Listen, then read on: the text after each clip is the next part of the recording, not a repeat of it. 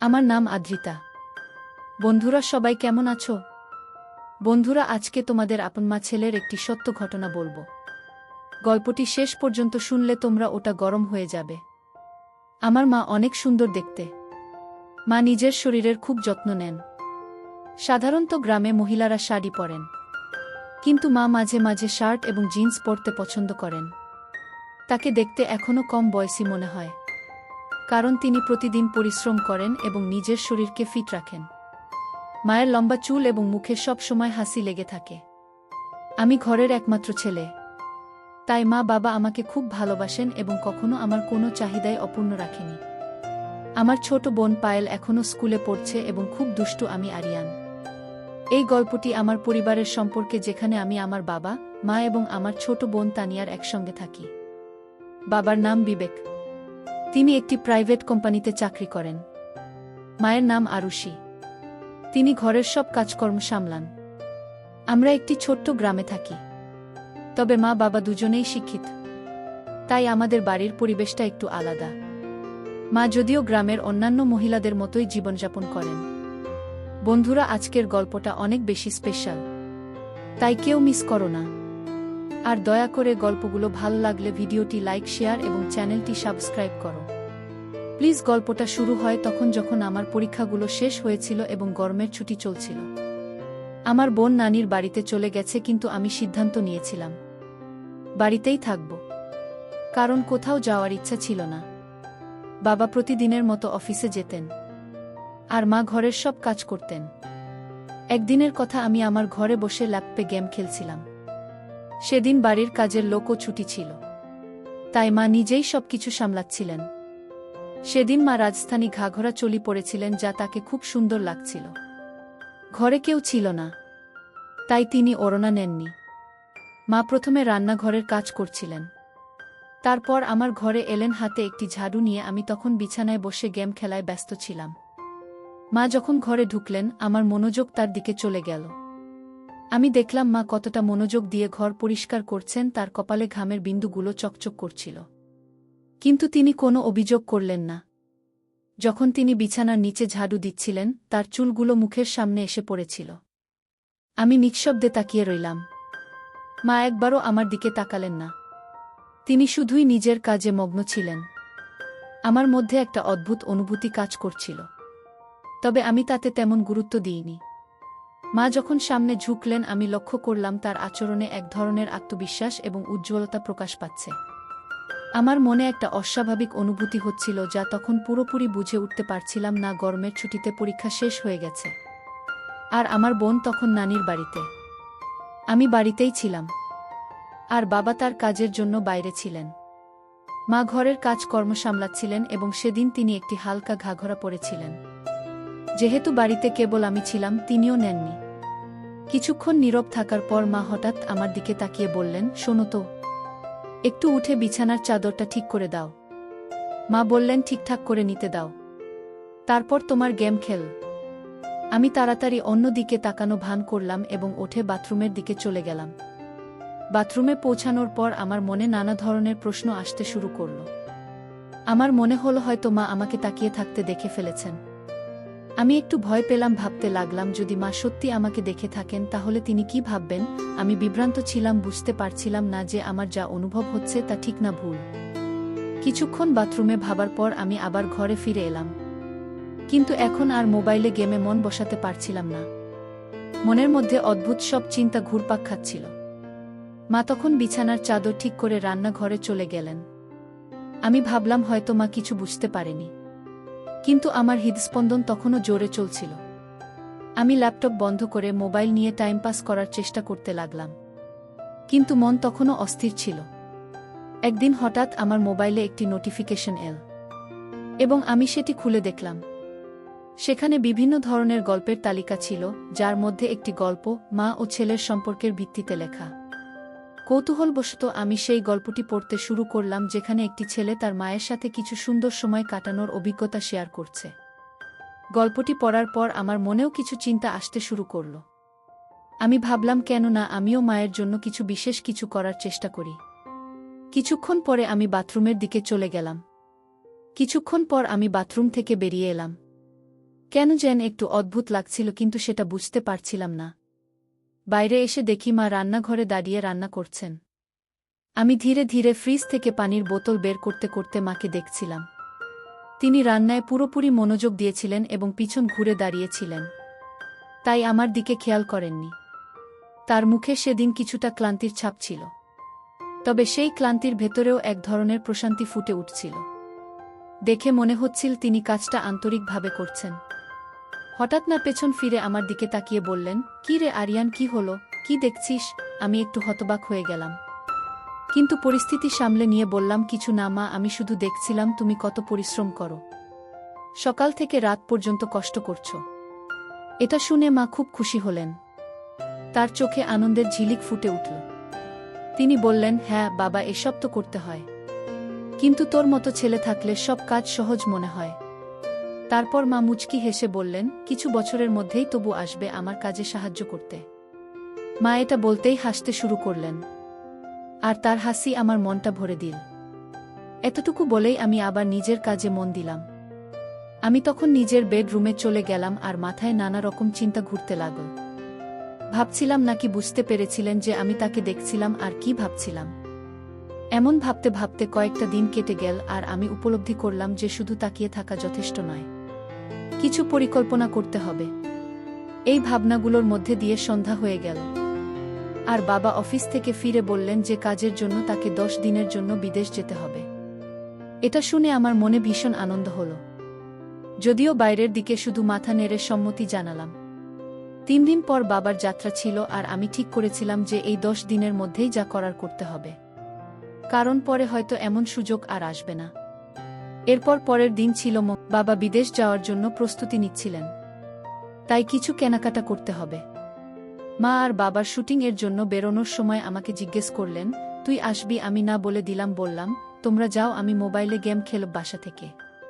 তারা বেরিয়ে যাওয়ার পর আমি দরজা বন্ধ করে দিলাম আর সরাসরি তাদের বেডরুমে গেলাম। বেডরুমে গিয়ে আমি আলমারি খুলে কিছু খুঁজতে লাগলাম, যদি কোনো ভালো আইডিয়া পাওয়া যায়। খুঁজতে খুঁজতে হঠাৎই আমার চোখে মায়ের লিপস্টিক আর বডি স্প্রে পড়ল, আর একটু খুঁজতেই মায়ের কিছু পোশাক দেখতে পেলাম। তাদের মধ্যে একটা লাল রঙের 1 পিস ড্রেস পেলাম, যেটা দেখে আমি ভাবতে লাগলাম মা এই পোশাকটা পরে কতটা সুন্দর লাগবে। আমি তখন লাল রঙের 1 পিসটি হাতে নিয়ে ভাবতে লাগলাম মা এই পোশাকে কেমন লাগবে। কিছুক্ষণ এমন ভাবতে ভাবতে আমি আলমারির সমস্ত কাপড় গুছিয়ে রাখলাম। তবে বেডরুমে মায়ের ছবিটা দেখে আবারও এক ধরনের অদ্ভুত অনুভূতি হতে লাগল। তখন আমি মনে মনে সিদ্ধান্ত নিলাম যে শুধু ভাবার মধ্যে আটকে থাকলে চলবে না, কিছু একটা করতেই হবে। এরপর আমি সবকিছু গুছিয়ে রেখে হলঘরে এসে টিভি দেখতে লাগলাম।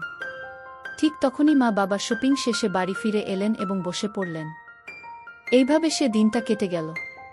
পরের দিন সকালে বাবা বিদেশ যাওয়ার প্রস্তুতি নিচ্ছিলেন, তাই মা তাড়াতাড়ি উঠে ঘরের সবকিছু গুছিয়ে নিলেন এবং বাবাকে নাস্তা করিয়ে ঘরের বাকি কাজগুলো করতে লাগলেন।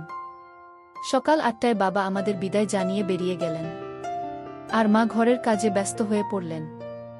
বাবার কাজে বাইরে যাওয়া আমাদের জন্য কোনো নতুন ঘটনা ছিল না, তাই আমরা সহজেই মানিয়ে নিলাম। মা তাড়াতাড়ি ওঠার কারণেও বাবার যাওয়ার প্রস্তুতিতে ব্যস্ত থাকায় স্নান করতে পারেননি। বাবা বেরিয়ে যাওয়ার পর সকাল 9টার দিকে মা স্নান করতে গেলেন, আর আমি তখন ঘরে বসে টিভি দেখছিলাম। কিছুক্ষণ পর মায়ের গলা শুনতে পেলাম, "আরিয়ান, তোয়ালেটা এনে দাও তো, বাইরে রেখে এসেছি।" আমি তৎক্ষণাৎ তোয়ালে নিয়ে বাথরুমের দরজার কাছে গেলাম।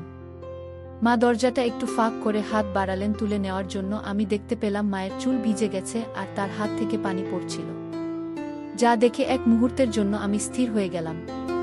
মাকে তখন সত্যিই সুন্দর লাগছিল।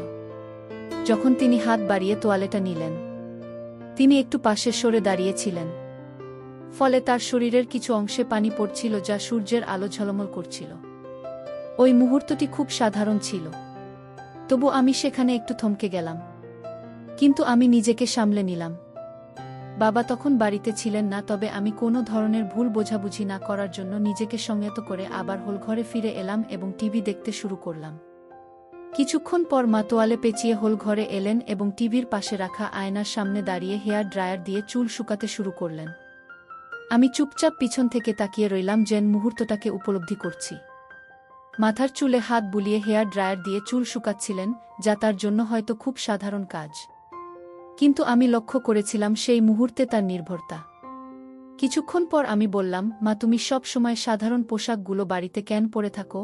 মা অবাক হয়ে বললেন, কেন, এতে কোনো সমস্যা আছে নাকি? আমি তো যা ভালো লাগে সেটাই পরি। আমি মৃদু হেসে বললাম, না মা, শুধু কাল যখন তুমি জিন্স আর টপ পরেছিলে তখন তোমাকে বেশ ভাল লাগছিল, তাই বললাম। মা হেসে বললেন, আরে বোকা, বাড়িতে কি আর জিন্স আর টপ পরে থাকে?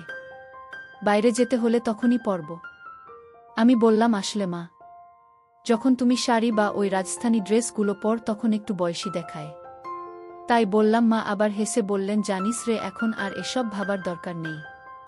যার সঙ্গে প্রেম করেছিলাম তার সঙ্গে তো বিয়ে করেছি, আর তোর মতো একটা আলসের ছেলে আর পায়েল মতো সুন্দর মেয়ে আছে, আর কি বা চাই না? এতটুকু বলে জোরে হেসে বেডরুমে চলে গেলেন কাপড় পরিবর্তন করতে। আমি মায়ের হাসি দেখে নিজেও হেসে ফেললাম এবং টিভি দেখতে লাগলাম। কিছুক্ষণ পর মা যখন নতুন পোশাক পরে বাইরে এলেন তখন আমার মন ভালো লাগল, আর একটু রাগও হলো, কারণ মা আমার কথা ধরে ফেলেছিলেন। আমি মনে মনে একটু বিরক্ত ছিলাম, কারণ মা আবার পুরোপুরি ঢেকে ফেলেছিলেন নিজেকে। মহল ঘরে এসে বললেন, এখন কেমন লাগছে আমাকে? আমি অবাক হয়ে বললাম, এখন তো তুমি ঠিক আমার বয়সী মেয়ের মতোই লাগছে না। হাসতে হাসতে বললেন, আরে পাগল, তোর আর আমার মধ্যে 20 বছরের পার্থক্য, আমি কিভাবে তোর বয়সের হতে পারি? আমি তখন কি বলব বুঝতে পারছিলাম না, কিন্তু কিছু একটা তো বলতে হবে, তাই বললাম, আরে মা, আমাদের বয়সের পার্থক্য তো আমরা জানি, কিন্তু বাইরে তো কেউ জানে না।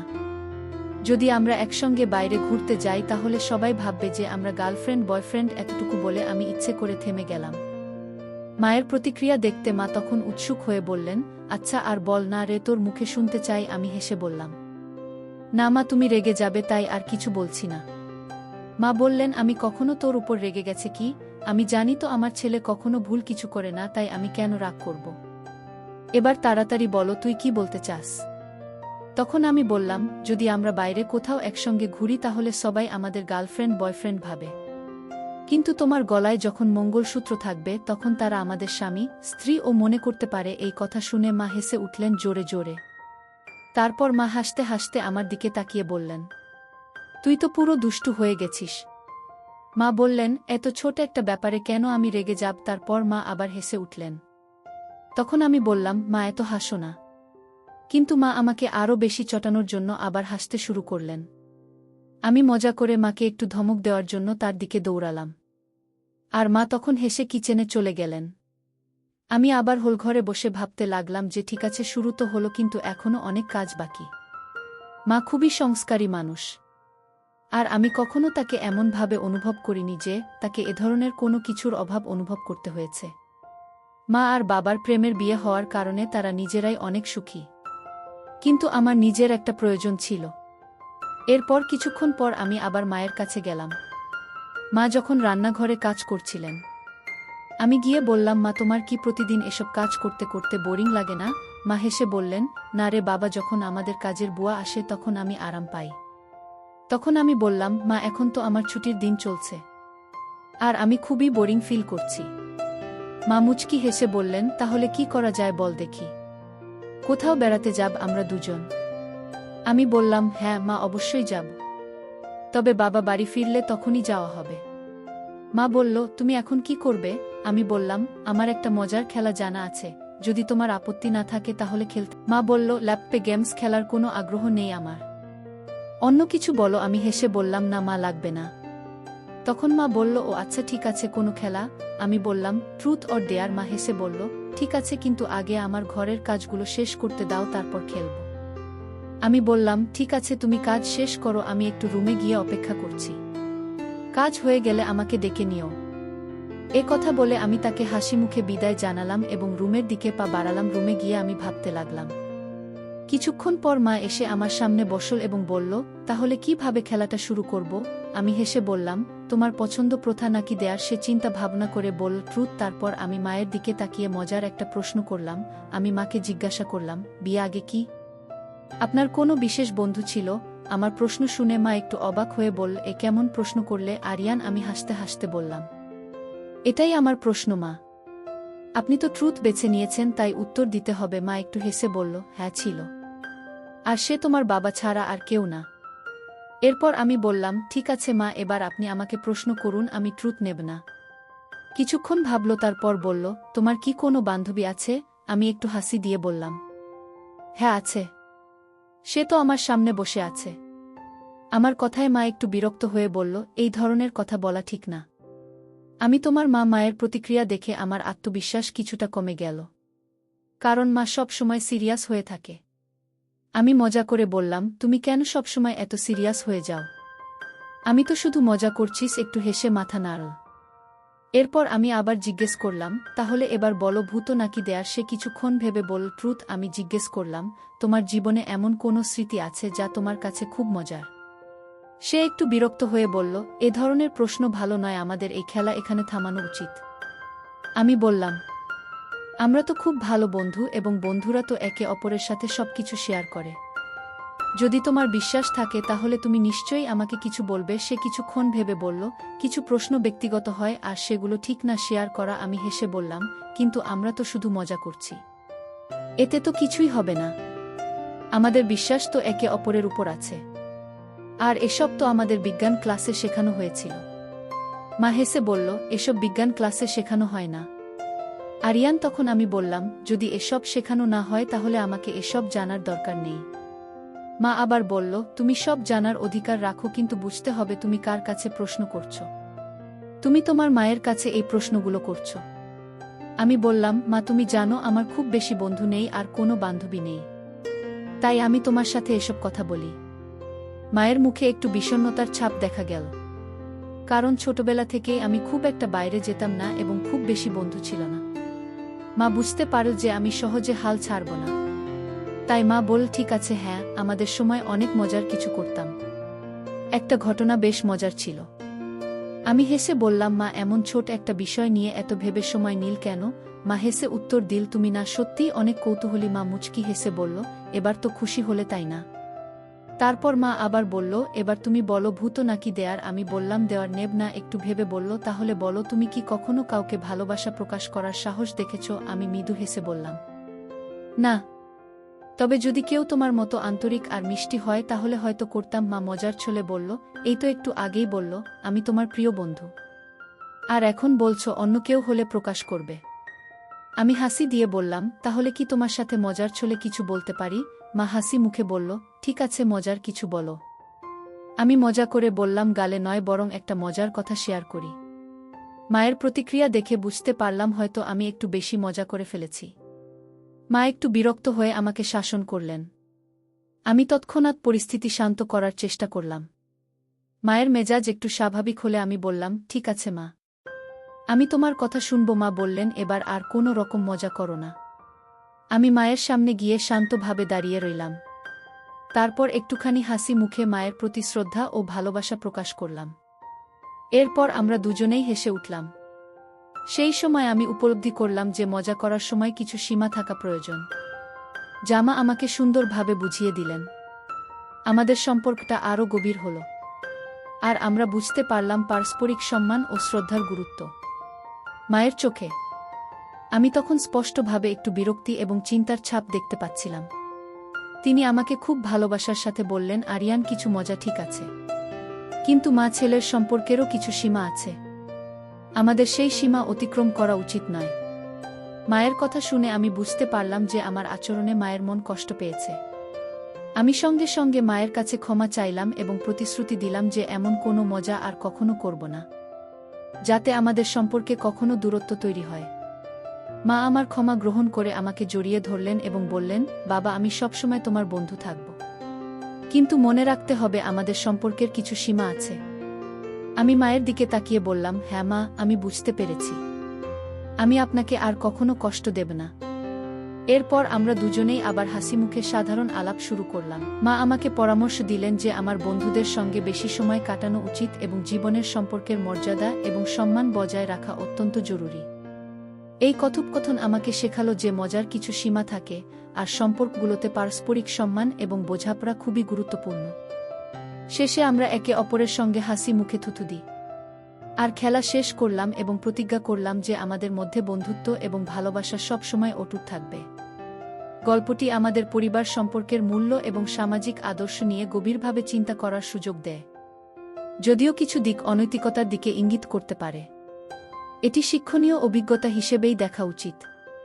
গল্পটি সঠিক ও ভুলের পার্থক্য বুঝতে শেখা এবং পরিবারের সম্পর্কগুলোকে শ্রদ্ধা ও মর্যাদা দিয়ে মূল্যায়নের গুরুত্ব তুলে ধরে। গল্পের কেন্দ্রীয় চরিত্র আরিয়ান কিশোর বয়সে শারীরিক ও মানসিক পরিবর্তনের মধ্যে দিয়ে কিছু ভুল ধারণা পোষণ করতে শুরু করে।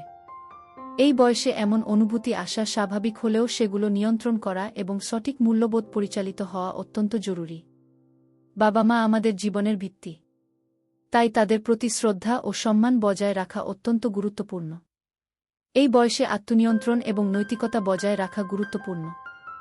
সমাজ ও সংস্কৃতি আমাদের শেখায় যে চিন্তা অনুভূতির উপর নিয়ন্ত্রণ রাখা উচিত, ভুল পথে চললে জীবনের সমস্যার সম্মুখীন হতে হয়। ইতিবাচক পথে মনোযোগ দিতে সৃষ্টিশীল কাজ বা খেলাধুলায় নিজেকে ব্যস্ত রাখা শ্রেয়। গল্পটি আমাদের সতর্ক করে যে মূল্যবোধ এবং নৈতিকতা মেনে চলা প্রয়োজন, কারণ ভুল চিন্তা ও আচরণ আমাদের এবং আমাদের পরিবার ও সমাজের উপর নেতিবাচক প্রভাব ফেলে।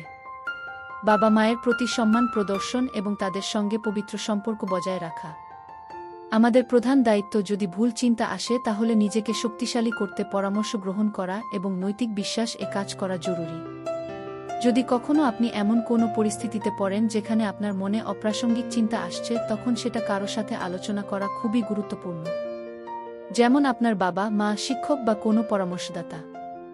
এই ধরনের আলোচনা আপনার ভেতরের দ্বন্দ্ব মেটাতে সাহায্য করতে পারে এবং সঠিক পথ দেখাতে পারে।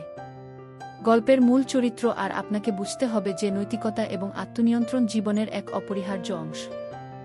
গল্পটি আমাদের শেখায় যে পরিবারের প্রতি সম্মান এবং শ্রদ্ধা সমাজের ভিত্তি। যদি কোনো সম্পর্কের মধ্যে অসম্মান বা অনৈতিক আচরণ প্রবেশ করে, তাহলে তা পুরো পরিবারের কাঠামোকে নষ্ট করতে পারে। অভিভাবকদের উচিত তাদের সন্তানদের সাথে খোলামেলা ও সহানুভূতিপূর্ণভাবে কথা বলা, যাতে তারা সঠিক পথে চলতে পারে। এই গল্পের আরেকটি গুরুত্বপূর্ণ দিক হল সমাজে কী ধরনের সাহিত্য, সিনেমা বিষয়বস্তু শিশু ও কিশোরদের সামনে তুলে ধরা হয়। অনৈতিক বিষয়বস্তু সমাজে নেতিবাচক প্রভাব ফেলতে পারে, তাই অভিভাবক এবং সমাজকে সচেতন থাকতে হবে যাতে শিশুদের সামনে সঠিক বিষয়বস্তু উপস্থাপিত হয়। সময়ের সাথে সাথে যখন একজন ব্যক্তি বড় হয়, তখন তার চিন্তাভাবনাকে আরও পরিপক্ক করতে হবে। গল্পের চরিত্র আরামের আচরণ এবং চিন্তাধারা ভুল পথে যাচ্ছে, কিন্তু এর থেকে আমরা শিখতে পারি যে সঠিক দিক নির্দেশনা এবং আত্মসংযমের মাধ্যমে একজন ব্যক্তি তার চিন্তাধারাকে সঠিক পথে নিয়ে যেতে পারে। আমাদের সংস্কৃতি এবং পারিবারিক মূল্যবোধ এর গুরুত্ব অত্যন্ত বেশি, বিশেষ করে ভারতীয় উপমহাদেশের প্রেক্ষাপটে। এই গল্প থেকে আমরা শিখতে পারি যে নৈতিকতা এবং মূল্যবোধ যে কোনো সম্পর্কের ভিত্তি। যদি সন্তানদের সাথে সুস্থ ও স্নেহপূর্ণ সম্পর্ক থাকে, তবে তাদের জীবনের সঠিক দিক নির্দেশনা দেওয়া সহজ হয়। প্রিয় বন্ধুরা, গল্পটি ভালো লাগলে অবশ্যই কমেন্ট করে জানাবেন।